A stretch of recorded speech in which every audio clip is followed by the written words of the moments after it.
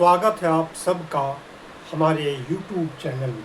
आज हमारा विषय है उत्पत्ति के आधार पर स्वर वर्ण के प्रकार। उत्पत्ति अर्थात जन्म। किसकी उत्पत्ति पहले हुई? तो उत्पत्ति के आधार पर स्वर वर्ण दो प्रकार के हैं, ह्रस्व स्वर और दीर्घ स्वर। ह्रस्व स्वर ये स्वतंत्र स्वर है, इसका जन्म पहले हुआ और ह्रस्व स्वर से ही मिलकर दीर्घ स्वर का निर्माण हुआ। और यह क्यों हुआ?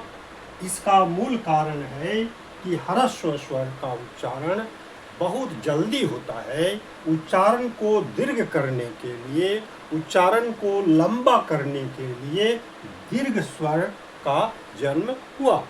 तो सबसे पहले ह्रस्व स्वर का जन्म हुआ। ये मूल स्वर इसे कहते हैं। मूल इसलिए कहते हैं कि ये स्वतंत्र है, इसका सबसे पहले जन्म हुआ। उस समय दीर्घ स्वर की उत्पत्ति नहीं हुई थी, इसीलिए ये मूल स्वर हैं। तो ह्रस्व स्वर चार हैं, अ, इ, उ, री। ये चार ह्रस्व स्वर हैं जिसका उच्चारण बहुत ही जल्दी होता है। लगभग 1 सेकेंड में इसका उच्चारण होता है, जैसे अ, इ, उ, री। इसे लघु स्वर भी कहते हैं। लघु मीन्स छोटा, छोटा स्वर, यानी बहुत जल्दी उच्चारित होने वाला स्वर। एक मात्रिक, इसकी मात्रा एक होती है, अर्थात यह लघु होता है, छोटा होता है, इसका उच्चारण जल्दी होता है। तो उच्चारण को लंबा करने के लिए दीर्घ स्वर की उत्पत्ति हुई। तो कैसे हुई? यहाँ पर हम देखते हैं कि ह्रस्व स्वर 4 हैं और दीर्घ स्वर 7 हैं। आ, ई, उ, ए, ऐ, ओ, औ, ये सब दीर्घ स्वर हैं। दीर्घ स्वर को संधि स्वर भी कहा जाता है। संधि स्वर अर्थात स्वरों के मिलने से ये जो है बने हैं। इसे गुरु कहा जाता है, अर्थात इसका उच्चारण ह्रस्व स्वर से दुगुना होता है। जैसे ह्रस्व स्वर और ये दीर्घ स्वर अ, आ, अ, आ, दुगुना समय लगता है। इसे संधि स्वर कहते हैं। संधि स्वर इसलिए कहते हैं क्योंकि इसमें स्वरों का मेल होता है। अ मिलकर आ। ये आ कैसे बना है? अ मिलकर आ, अर्थात ये आ बना है। ई यानी दो ह्रस्व स्वर मिला है और ई का निर्माण हुआ है। उसी तरह उ का से ऊ का निर्माण हुआ है। उसी तरह अ ई से ए का निर्माण हुआ है और अ ए से ऐ का निर्माण हुआ है और अ उ से ओ का निर्माण हुआ है और अ ओ से औ का निर्माण हुआ है। तो ह्रस्व स्वर को दीर्घ करने के लिए, उसके उच्चारण के समय को बढ़ाने के लिए, काल को बढ़ाने के लिए दीर्घ स्वर की उत्पत्ति हुई, दीर्घ स्वर की आवश्यकता पड़ी। तो ये गुरु है, अर्थात इसका उच्चारण जो है इस स्वर से, ह्रस्व स्वर से दुगुना होता है। ये द्विमात्रिक कहलाता है। अब हम देखते हैं कि दीर्घ स्वर दो प्रकार के होते हैं, मूल दीर्घ स्वर और संयुक्त स्वर। मूल दीर्घ स्वर और संयुक्त स्वर।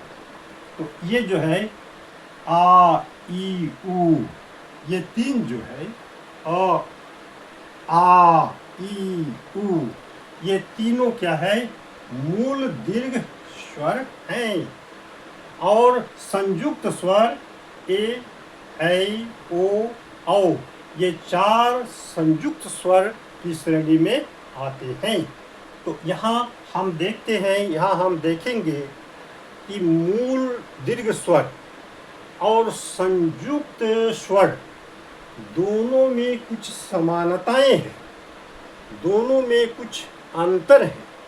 इसको हम समझने की कोशिश करेंगे।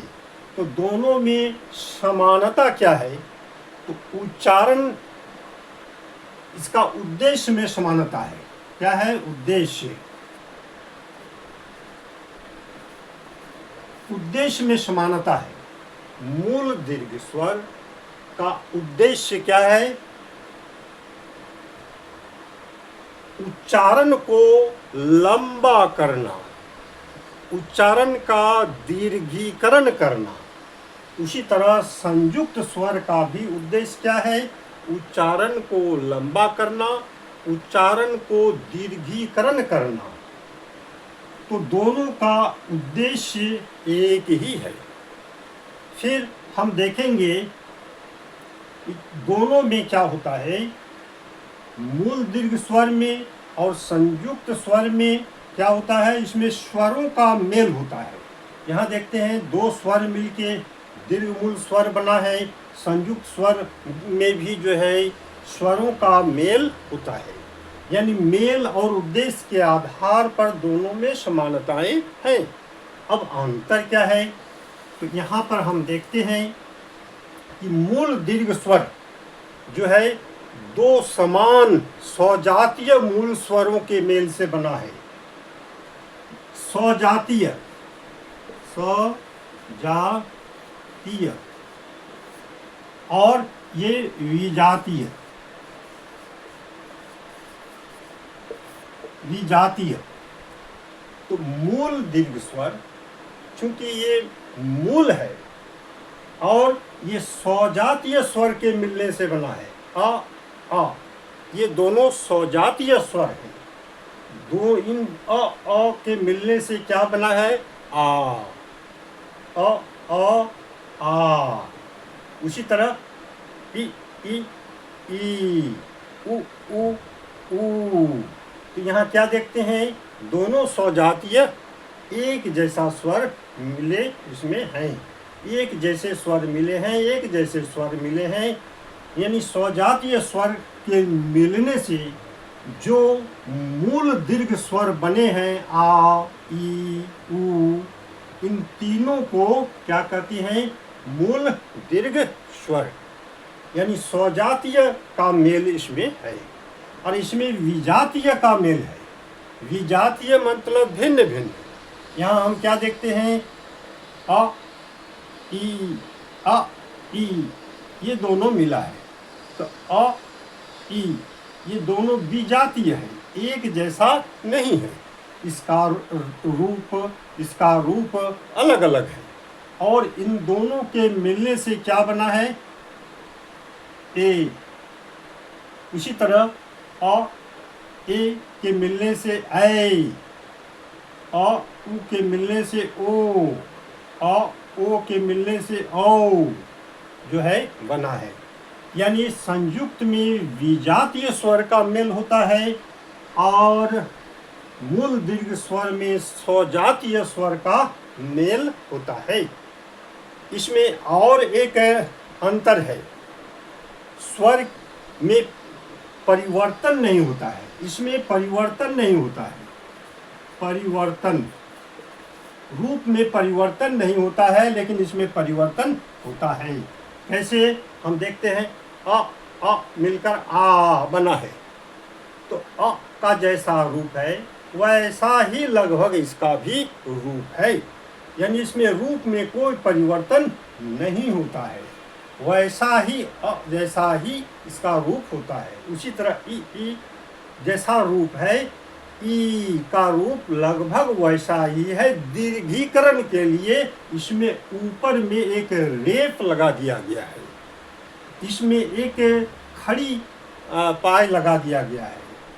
इसमें एक रेप बीच में जो है इसका जो है लगाया गया है, तो दीर्घीकरण के लिए।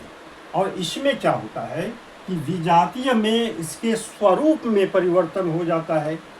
और मिलकर क्या बना है? ए।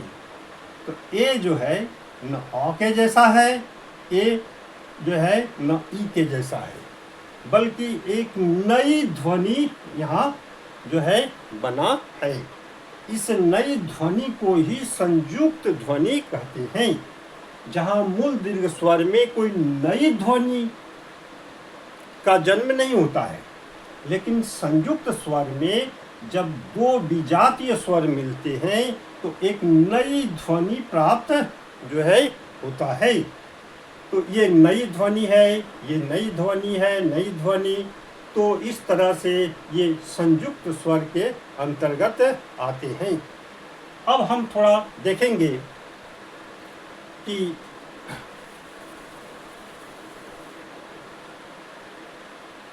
यहाँ हम देखते हैं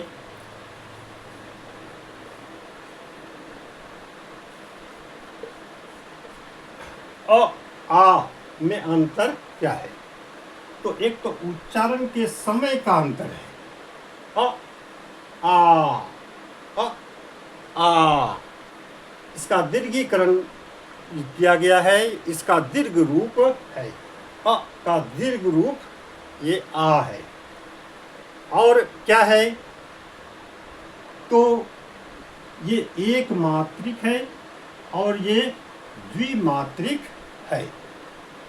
उसी तरह हम यहाँ देखते हैं ई, तो ई और ई, ये ह्रस्व है, ये दीर्घ है, यानी उसका उच्चारण जल्दी होता है, इसका उच्चारण देर तक होता है। इसको और एक हम देखते हैं, समझते हैं कि जिस तरह लाल रंग जोड़ लाल रंग बराबर क्या होगा, गहरा लाल ही होगा लेकिन गहरा लाल। उसी तरह अ दोनों सजातीय है, लाल दोनों सजातीय है और मिलने से गहरा लाल हो गया। तो अ मिलने से आ हो गया, यानी दीर्घ हो गया। इसके उच्चारण की लंबाई बढ़ गई। संयुक्त स्वर में हम ले सकते हैं कि लाल और पीला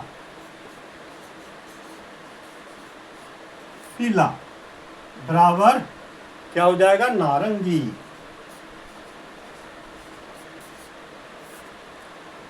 लाल और पीला रंग को मिला देंगे तो कौन रंग बन जाएगा, एक तीसरा रंग बन जाएगा, नारंगी रंग। तो उसी तरह संयुक्त स्वर में अ ई को मिला दिए, ये विजातीय को मिला दिए तो एक नई ध्वनि की उत्पत्ति हुई। ए न अ ई के जैसा नहीं है, बल्कि एक नई ध्वनि है, यानी दोनों के मिलने से क्या हो गया, एक अलग ध्वनि की उत्पत्ति हुई। लाल पीला रंग मिलने से एक अलग रंग की उत्पत्ति हुई, वह है नारंगी। तो इस तरह से हमने देखा कि उत्पत्ति के आधार पर ह्रस्व स्वर और दीर्घ स्वर ये दो प्रकार हैं। फिर दीर्घ स्वर दो प्रकार हैं, मूल दीर्घ स्वर, संयुक्त दीर्घ स्वर।